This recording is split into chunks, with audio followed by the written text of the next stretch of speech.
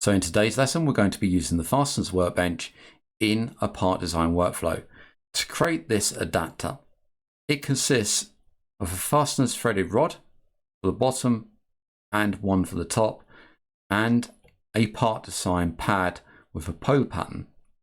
These are then joined together, but we maintain the part design workflow. Rather than dropping out to something like the part workbench to create the final union, we're breaking the part design flow and creating a more messy project. In this technique, we keep everything together nice and simple and in a single workflow. So I hope you enjoy this lesson, and let's have a look at this technique. If you like what you see and you want to donate to the channel, then you can do so via Ko-Fi or Ko-Fi at ko-fi.com/MANG0 or via PayPal at paypal.com/paypalme/DarrenBEstone.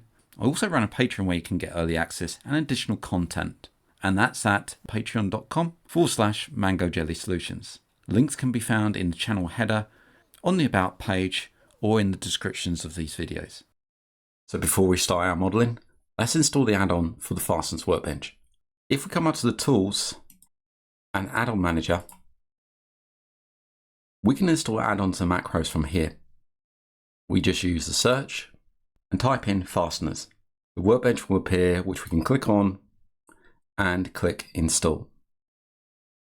Once installed, we can close, and it'll ask us to restart FreeCAD. Just hit Restart now, and we're back to FreeCAD. So now we've got the workbench installed, let's create a new document and start our modeling.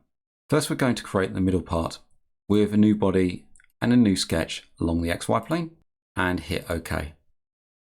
This is just a simple circle with a diameter of 83 millimeters. Let's close that, take the sketch and create a pad. Let's leave it at 10 millimeters. We're next going to add some detailing around the edge. So select the top face and create a sketch. I'm going to bring in the top edge. The idea is to create a pad of a shape in here and create a polar pattern. For that, I'm going to use the arc by center point. Come down, connect out to the center point, and create a simple arc. Let's create another one. Again, connect out to the center point, and this time connecting up to the imported edge. Right click to cancel, and now I'm going to use the arc by 3 points and create an arc between this point and this point. And the same for this end. Once I'm done, let's right click. What I'm going to do is add some tangency between these two, using the tangency constraint, and hit OK. And the same for this side. Let's pull this out and take these two arcs and use the tangency constraint and hit OK. Take the center points and this arc and constrain those down. Coincident constraint adds the point and object constraint. Now I can adjust this to suit. At the moment you can see it's not symmetrical. So let's fix that by taking these 2 points and the vertical axis, use the symmetry constraint. Our degrees of freedom at the moment are 2. At the moment this can grow this way, and also it can move this way. We can decide what this is going to look like. I want something like this. Zoom in and set the radius.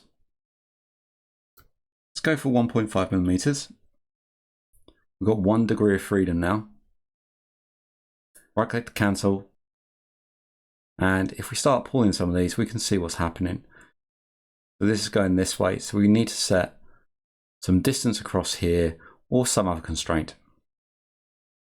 Let's go for a distance between these two and set this to 25 millimeters. So I've now got this geometry. Let's close out and we'll bring this around. And what I'm going to do is embed this slightly.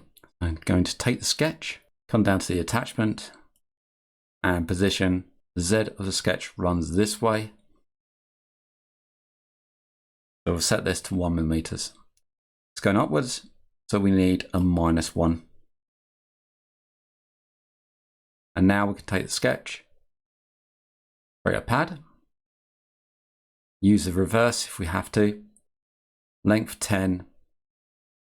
We need to pull this back by 2 millimeters and hit OK. At this point, I can add a fillet along here if I wanted to by taking the edge and using the fillet tool. Let's also select another edge. Hit select, take the other edge as well, and hit preview. If this goes into error, then we just may need to back this off a bit. I'm happy with that. Let's hit OK. And now I can take the pad and the fillet. These operations create this feature here, which I want to polar pattern. We have to select both of them. We've got 2 occurrences. Let's increase this and we'll go for 4 occurrences. Go for another one. Once I'm happy, let's hit OK. So now I'm going to add 2 sketches. I'm not going to run any operations against those sketches. They're just going to mark the top thread and the bottom thread. And we use that to drive the size of our thread in the Fasteners Workbench. Let's take the top face and create a sketch. So this one, create a circle and connect up to the center point. I'm going to set this one with the dimensioning tool. This will be a 36mm thread. Let's hit OK and close. Next, we add the thread for the bottom. So taking the bottom and creating another sketch.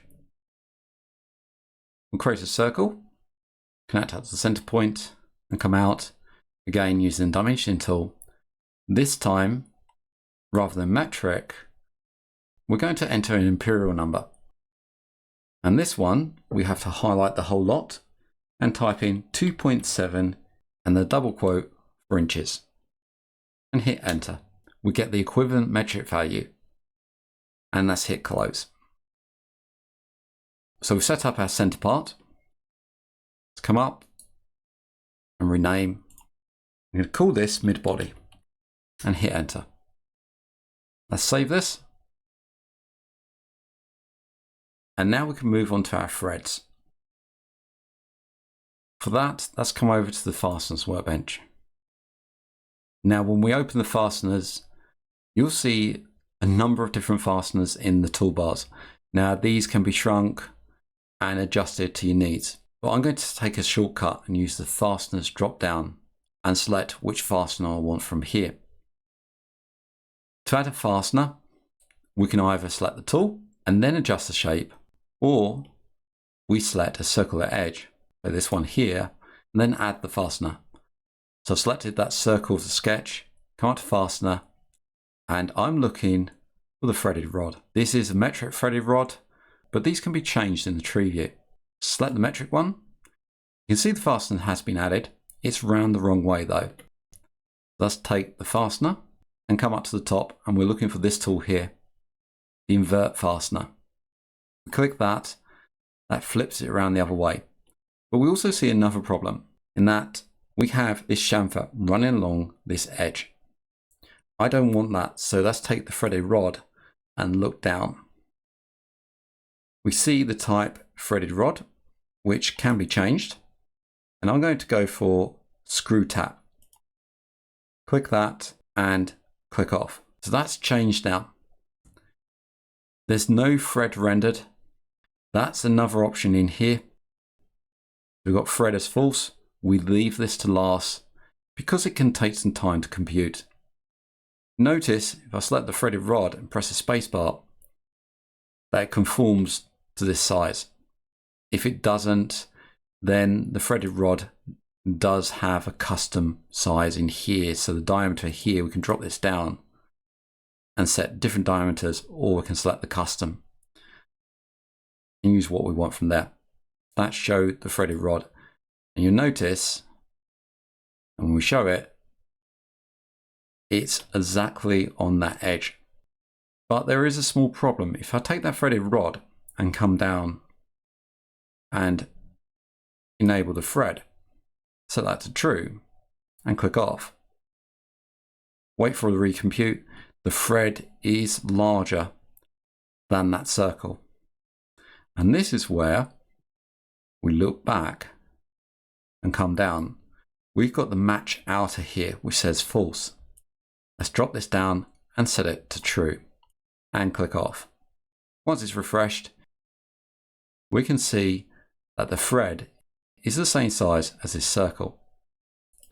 We can see an M36 and the sketch that we want, this one here. If we look down, we've got the constraints in here and we've got the 36 millimeters. If this changes, and double click it, 36 millimeters here, let's change it to say 30 and hit OK. Close. Our thread hasn't changed. If we look down, the base object is that sketch. And that's moved this out. We can see it. But if we toggle, we've got match outer, set that to false, and then click off. And then set this back to true and click off again. Notice the diameter now is M30. So there's a link there between that sketch. And it's important to remember that when we come to join these together, because we can get something called a circle dependency. And we'll show you that in a moment. So I'm going to turn this thread to false. And we'll enable that later. So we have our first thread. It's an external thread. And now I'm going to come to the bottom and create another thread on here. So selecting the circle, come up to Fasteners. Now this was an imperial measurement. So let's come down to add threaded rod. And let's use the UNC threaded rod. So we can see it's been added in inches. Again, we need to take that and flip it around the right way. And also select the type. We drop this down, we can see the inch by the side. So we need screw tap inch. And we'll select that. So we've got that one there. And we can see how many inches it is. If this is incorrect, because there's a limited amount of preset diameters, let's drop this down. We can see them all in here. We can drop this down and move to the custom if we needed to. Now, word of warning, if we do that, and we've got this pitch in here and it's threaded, this can add extra time. So we need to make sure we customize the pitch as well. I'm going to leave that for the time being. And we'll use match outer to true. And when we look, we can see that hasn't matched the outer. So we need to customize this thread. Let's come in. I'm going to pick custom. And we can set the diameter. And we'll set this to 2.7 inches. Set the length. I'm going to lower the length by 10 millimeters. And we've got other options as well. We've got the offset, so I can embed this into the object more if I wanted to. I'll leave this at 0. We've got left-handed thread, custom pitch, and invert if we need them. So we have the two there, and now I'm going to join these together. To do that, I first need to take both these threads and create a part design body out of them. Now, if we remember back to the part design clone lesson, if I come over to the part design, I can clone from a workflow, but I can also clone and import this threaded rod. We'll select it, part design, create clone. Inside this body now, we have a clone, and that clone's base feature is the threaded rod. So I can hide the original. Now, the difference between this and a base feature is that you notice when I created the clone, its placement didn't change, its placement didn't get reset, it stayed where it is. Let's come to this one. Threaded rod is selected. Again, part design clone. We've got the two bodies in there. Make sure we hide the original threaded rod. And I'm going to take both these sketches and press the spacebar as well. Let's collapse the mid body and body 1 and rename this top thread body, and the other one to bottom thread body. Now we can create a boolean between all these bodies. Now, word of warning, these threads are connected to the sketch of the body. So if I try to take the body and boolean in, say, the top thread, what's going to happen is that because this thread references the mid body, we're going to get something called a circular dependency. And can see that if I make sure the mid body is active, use the boolean, and then add a body. We're going to add the top. Let's hit OK for now and hit refresh. We get this dependency error. And what's happening is one's updating the other, and because there's a dependency on the other, it's sending a message back saying I've updated, and the whole process starts again. So this is easily solved. Let's come into the mid body, look for the boolean. You can see an icon by the side of it saying it needs refreshing. Let's delete the boolean. This time, I'm going to make the top thread active. So double click the top thread, it's the active body now. And then we use the boolean operation, or part design and boolean operation. That disappears. We add a body. We add the next connecting body, which is the mid body. Let's add our last connecting body. You notice everything disappears. Makes it easier to select. Add the last body and hit OK. Notice nothing needs refreshing and we don't have that dependency error.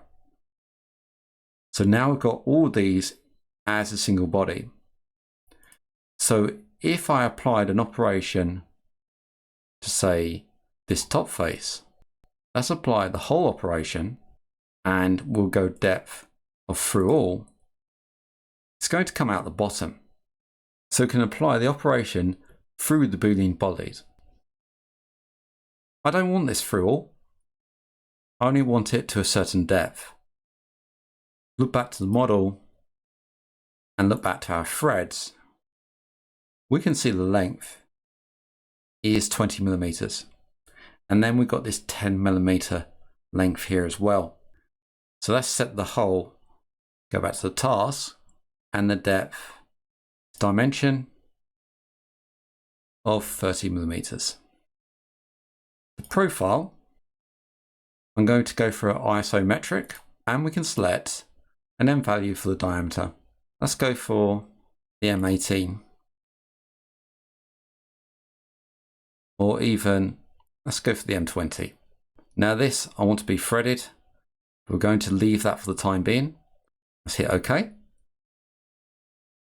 Let's go to the bottom. Select the face. And I'm going to create a sketch upon here. And I'm just going to use a circle and set that one to 62 millimeters. We'll close and create pocket. And we'll pocket this down. Notice the hole underneath, as we pocket this down, it's got a different finishing, which we can adjust. I'm going to pocket this right down, around about, say 12 millimeters. Let's hit OK. We've created all our operations. Now we can start turning on the threads. So let's start with the threaded rods. Come down, threaded, set those to true. And when we click off, it calculates the next one. Set that one to true. Click off and wait for the recalculation. And this was a custom one, so let's have a look at that one. It's custom, the pitch is custom here. Let's set the pitch, something like 3, or whatever the pitch of the thread you want. And finally, we've got the whole thread. So this one here. So we've got threaded false, which we'll set to true. Click off. And set the model thread to true as well. So we've got a remove splitter failed. So let's take the whole, look at the data, and come down. And this is a refinement problem. So we'll set this to false. We'll click off. The thread will take. And we can see we've got no problems with that thread in there. So if you get that error, we can easily solve it by changing the refinement to false when you see it errored in the tree view. So now we've created this adapter with two different threads from the Fasteners Workbench, a whole thread, which obviously we can change the size of, and the same with the other threads. The M20 at the moment. Let's go for the M24. Slightly larger thread there. And we've learned how to use a part design workflow with the Fasteners Workbench instead of breaking out from our workflow and using the part workbench. So this keeps it all in one single workflow. Hope you enjoyed that video, and I hope to see you in the next one. If you like what you see and you want to donate to the channel, then you can do so via Ko-Fi or Coffee at ko-fi.com/MANG0 or via PayPal at paypal.com/paypalme/DarrenBEstone. I also run a Patreon where you can get early access and additional content, and that's at patreon.com/MangoJellySolutions. Links can be found in the channel header, on the About page, or in the descriptions of these videos. I thank everybody that's donated so far. It really helps to keep the lights on so I can produce more content and also expand the channel. Thank you for liking, commenting and subscribing to these videos, and I hope to see you again in the next one.